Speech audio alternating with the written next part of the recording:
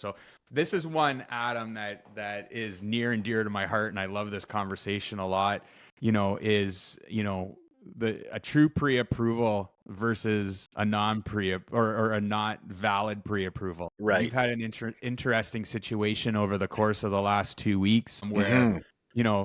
client went into their bank pre-approved, started the process and things. So why don't you kind of highlight that and walk us through your scenario, and then the importance of understanding not all pre-approvals are created equal, I guess you could call it. Yeah, absolutely, absolutely. A tough situation. We've got it closed. The families are moving into their new homes today, so we were able to find some solutions. But a lot of stress that was there that really didn't need to be, and that's in the pre-approval. So, what is for starters, what's a pre-approval? What is a ported mortgage? What are the differences between those things?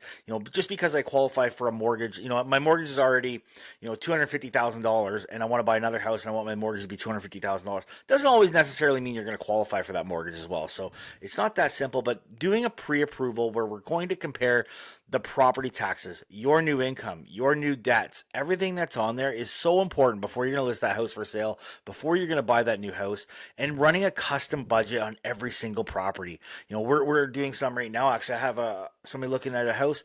We ran 3 different budgets on 3 streets in the same area, and the property taxes went from $2,000 almost up to just under $6,000 for a similarly priced home.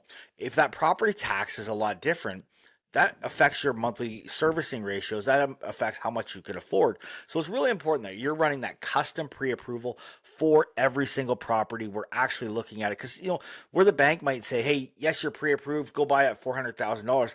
Well, they're not factoring that home into it. They're not factoring a lot of different things that can come up. And it's really, really important that you know exactly what you're qualifying for. And it's not the bank's fault, right? There's a lot of these guys at the bank, and I have a friend of mine who says, don't blame the guy at the bank. They probably just started last week, right? Talk Yeah. to an expert. Make sure you're properly pre-approved. We want to review your credit bureau.